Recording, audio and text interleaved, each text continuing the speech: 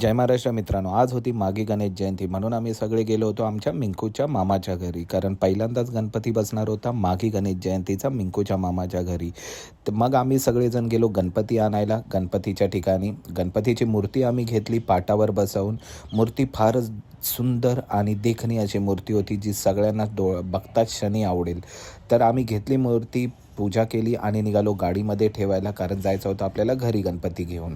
मग एकदम सावरून अलगद अशी कोणत्याही प्रकारचा धक्का लागणार नाही अशी आम्ही गणपतीची मूर्ती गाडीमध्ये बसवली.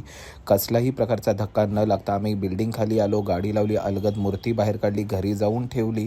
त्याच्यानंतर भटजी बुवा आलेच होती. त्यांनी सगळी साधनसामग्री, फुलं, हार आणायला सांगितलं होतं. गुलाल, अबीर वगैरे सगळं तयार होतं. फळं वगैरे 5 फळं लागणारी होती.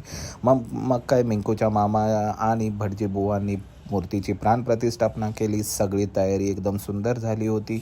मग त्यांनी सगळ्यांनी मिळून आम्ही आरती केली आहे, दर्शन घेतलं आणि त्याच्यानंतर मग गणपती बाप्पा फुलं हार घालून तयार होता. एक फोटो काढला जो सगळ्यांना आवडेल.